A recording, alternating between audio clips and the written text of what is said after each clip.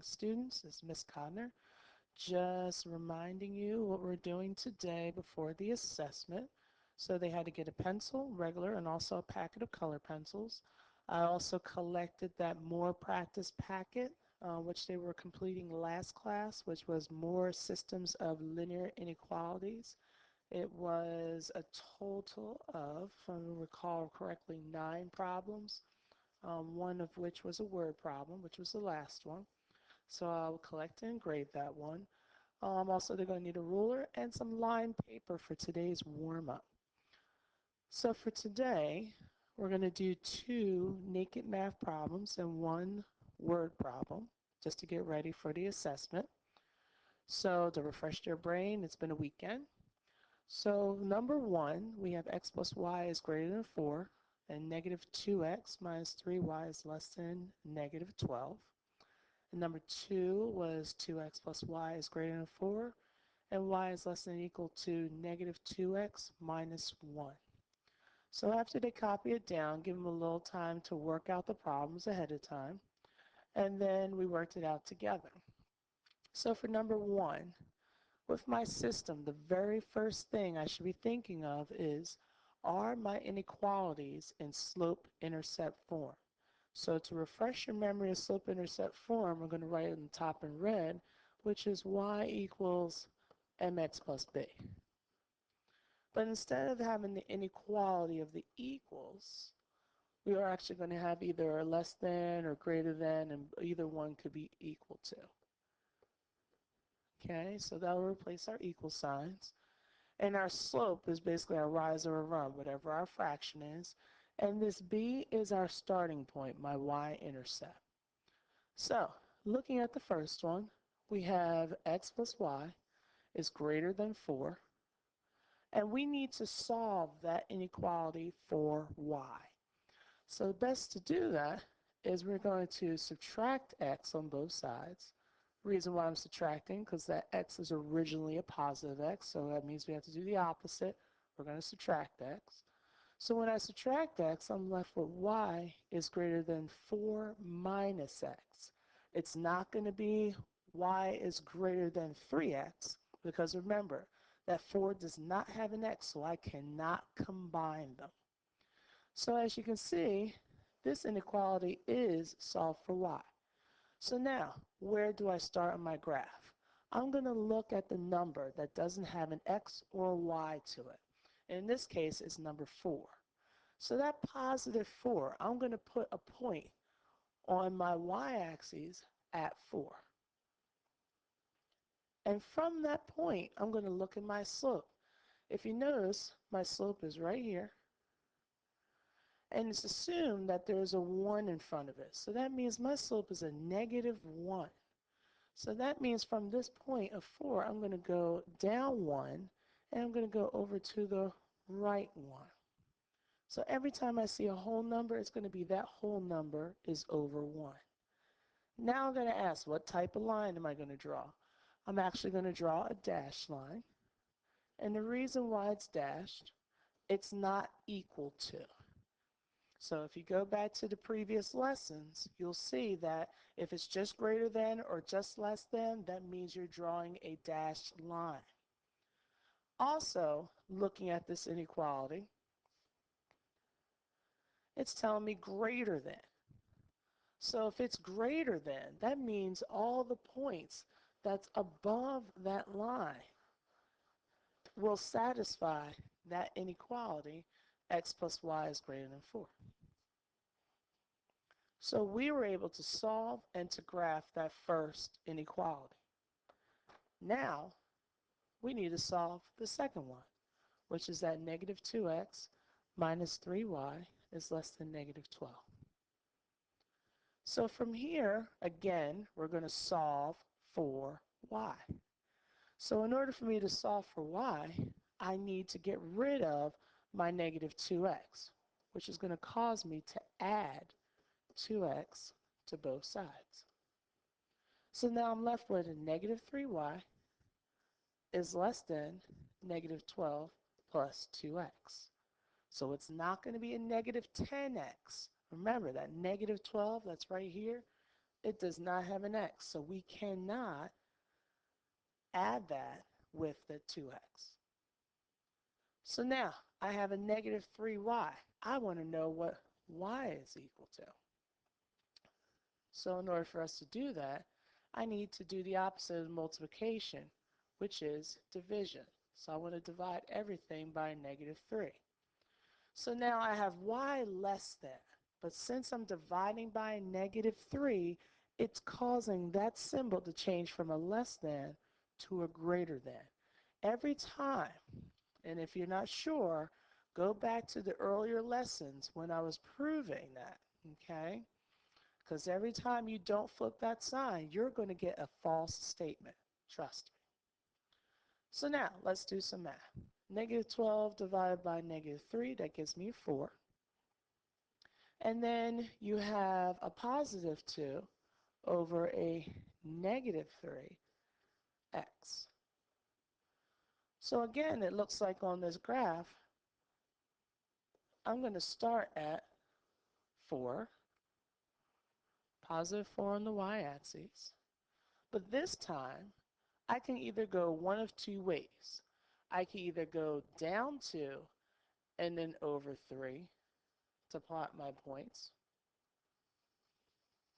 or I can go up 2 and but go over to the left 3 times.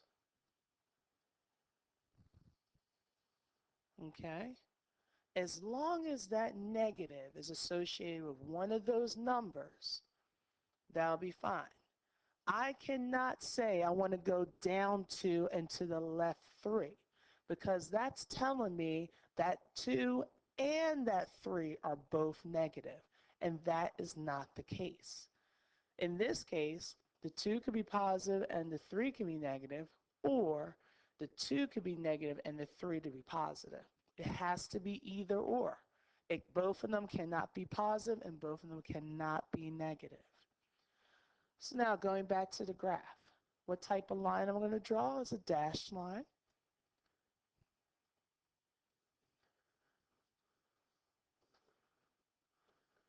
Okay, and looking at my results, again with the inequality, it's telling me greater than. So that means I am shading above my blue line. And if you notice, it seems like where these answers overlap, where the shading overlaps, that is going to be our solution. So it looks like the shading is overlapping right along that blue line to about here and above. So I can pick any point within this highlighted area. I'm just going to highlight it just to make it a little more clear. Forever and a day. Okay? Anywhere within that highlighted area, I can pick a point and it will satisfy not just one of my inequalities, it will satisfy both of my inequalities. And that's what we're ultimately trying to find. We want to find a solution not just for one of the inequalities, we want to find a solution that's going to represent for two inequalities, both of them. Okay? So now, number 2. We have 2x plus y is greater than 4. Y is less than or equal to negative 2x minus 1. So first things first, are my inequalities in slope-intercept form? So remember, slope-intercept form is y equals mx plus b. Instead of an equal sign, we're going to have an inequality sign. So looking at your two inequalities here, are they in slope-intercept form? Right now, I can see that one of them is, and that second one is. So it looks like the second one, I don't have to do anything to. It's already in slope-intercept form. But this first one, I need to put that in slope-intercept form. Oops. So if I want to put it in slope-intercept form, that means I am solving for y. So that y is staying right where it is. But everything else on that side of that inequality has to go. So what needs to go? This 2x. Since it's a positive 2x, I need to do the opposite, which is subtract those two x's. Notice I never really have the things with the x, the coefficient with the x with it, never put it directly underneath just a constant, which is in this case 4. I always kind of put it off to the side towards the left. If you notice, look about right here. Whereas over here, I have it directly lined up because that's telling me that these two are like terms. Okay? So now that I subtracted 2x on both sides, my 2x's on the left-hand side is going to cancel out, leaving me with a positive y is greater than 4 minus 2x. So now, do I have to do anything else? No, I don't. This is my inequality right here. So I should be starting where? At the 4. So I'm going to start at 4 on my y-axis. Remember, the y-axis is up and down. And then from here, I'm going to look at my slope. My slope is a negative 2. So that means I'm going down 2. But remember, every time we just see the whole number, it's that number over 1. So I go down 2, but over 1. Okay? If I want to do it again, I go down 2 and over 1. So you're probably asking yourself, well, Ms. Cotner, can I go up 2 and over to the left 1? Yes, you can. Okay? It's possible. As long as one of those numbers is negative. Anytime you move to the left side, you're going into the negative direction. So make sure you don't go down 2 and to the left 1, because that's not going to be on this line that we're going to create. So what type of line am I creating? I'm creating a dashed line because it's not equal to. And since it's greater than, I'm shading above. So all the points that lies above that line will satisfy just that inequality of 2x plus y is greater than 4. So now, we said the second one we didn't have to do anything. So let's put this one in green. So where do I start? I start at negative 1. Then I'm going down 2 and over to the right 1. Okay? And that's very similar, right? Or I can go up 2 and over to the left 1. What type of line am I going to draw this time? Hopefully you said a solid line. And the reason why it's a solid line, because of my equal to symbol. So now I got less than equal to, but less than, that means I'm shading the bottom.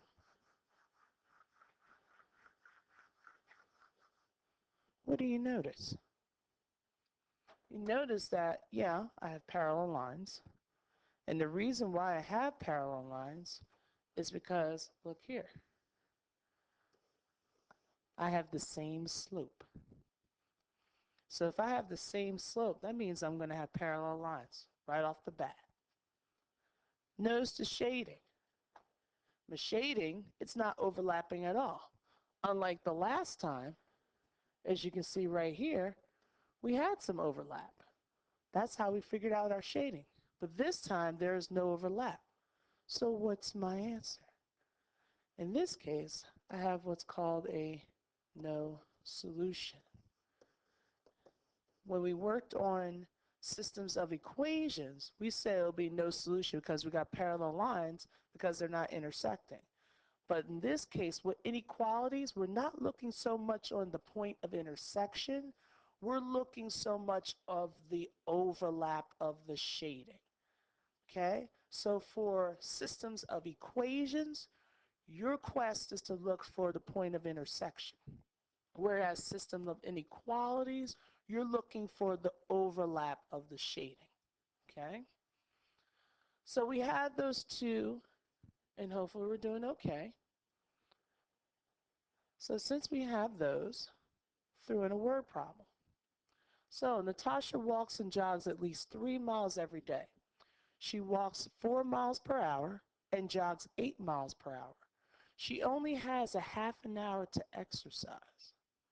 So we're going to solve and graph the possible amounts of time she can spend walking and jogging.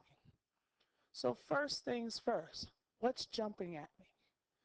So one of the things is walking and jogging at least 3 miles every day.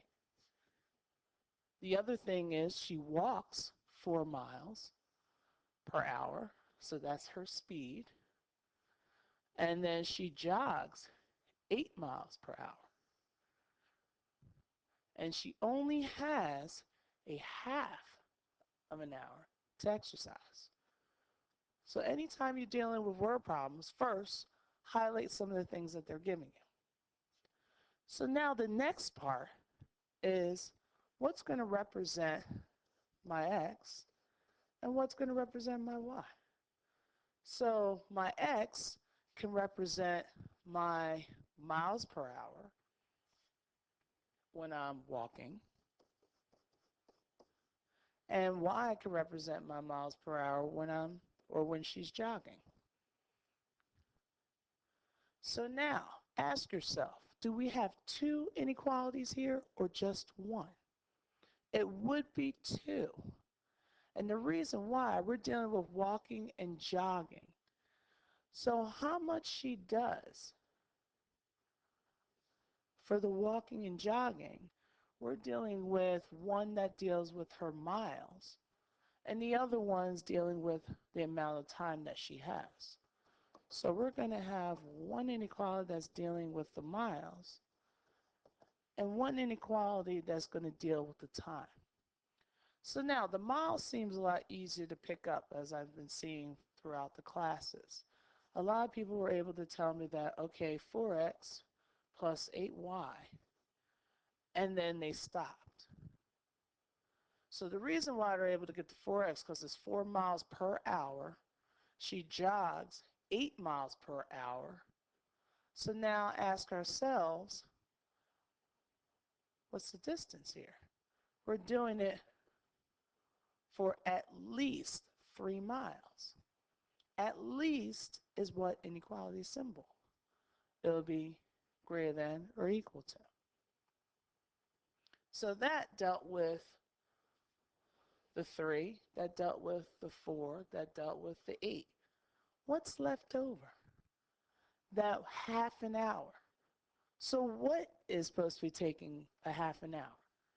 Just her walking and her jogging for a half an hour.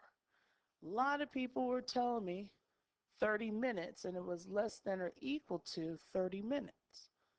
This is where it gets tricky. Take a look. Were we talking about minutes throughout this whole time? No, we weren't. We were only talking about hours. So how can you represent half of an hour?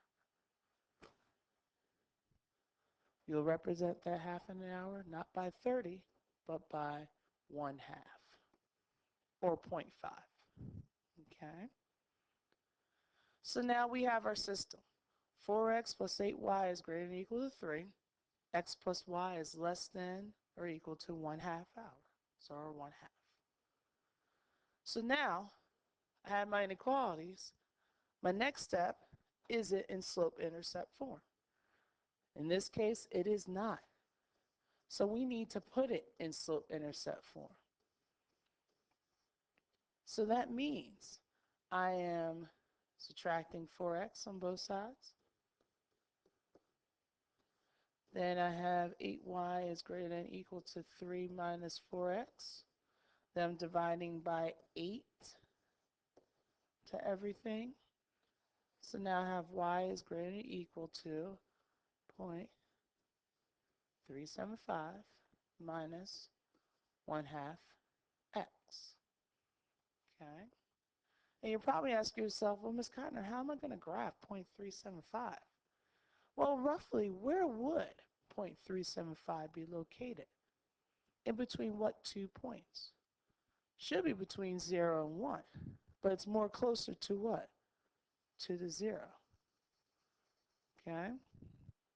So we have a point there. Now my slope is telling me I need to go down 1, and this is a full step down here, and over to the right 2. Or I could have gone up 1 and over to the left 2. Okay? Either way, I'm going to have a line. What type of line? I should have a solid line. Let's see if I can get right through all the points. And the reason why it's solid, because it's greater than or equal to. And since we're dealing with greater than, I'm shading the top. Okay, so all these points. So now we need to solve the other equation. My x plus y, which is less than 1/2. And that means I have to subtract x on both sides because I'm solving it for y.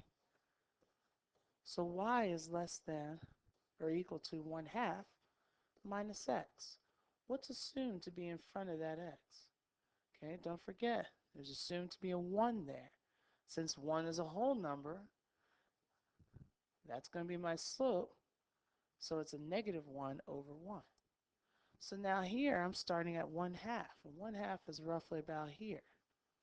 And from here I'm going to go down 1 and over to the right 1. Or I can go up 1 and over to the left 1. So since it's equal to, it's going to be a solid line. Yeah, that's ugly. And since it's less than, that means I'm shading everything below that line. So where would my solution be? Can I have negative time? Not really. It's real small. Since we're dealing with these small numbers, that means these numbers that fall right in there, right in that little nook, that's going to be my solution. So it's going to be real small, real less than an hour. Okay? So my solution is going to be right inside that nook. But you do see it overlap in this section right here. But does it make sense for me to have a negative overlap? No. Okay? In this situation, no. Because we're dealing with a person's jogging habits. Okay? So, after we did that as a warm-up, it was assessment time. So they had an assessment of 7 questions. 2 of them were word problems. The rest of them were naked math. It was a combination of just one linear inequality that they have to graph and solve, or solve and graph. And there was the remainder, I think it was 5, 6, 7, had to deal with systems. So they had to do 2 inequalities, okay? So if you're able to graph and you're able to solve one of the inequalities, you really should be able to graph and solve 2 inequalities. All you have to do is one at a time, okay? So after the assessment, they didn't have any homework. But what's going to happen next class, we're going to get started on quadratics. So right now, it looks like March is going to be pretty decently long. We finish up third quarter the 31st of March. So that makes April 1st the start of fourth quarter. They get a 2-hour early dismissal on the 31st. And April is going to come quickly. You have roughly like 2 weeks. And then 2 weeks after that, you have spring moment. After the spring moment, you come back, you have about like 2 weeks before HSAs. Then after HSAs, there's a week and a half for the seniors. Then graduation is June 1st. And I'm telling you, fourth quarter goes by real quick, okay? Because once you start doing HSAs, the whole semester or that whole quarter is almost over, okay? So my suggestion, keep looking at the lesson plans, keep refreshing your memory, looking at some of the websites. I'm actually going to add another website on here that may help students to get some additional help other than hearing my lovely voice each and every time. So whenever in doubt, look on the website. Again, parents, March 8th, which by the time this is recorded and out, it'll be today, from 2:15 to 3:15. We actually have parent-teacher conferences. So, and that's going to be held in the cafeteria unless you have freshmen, and a lot of those classes will be held in the media center. All right, so if any questions,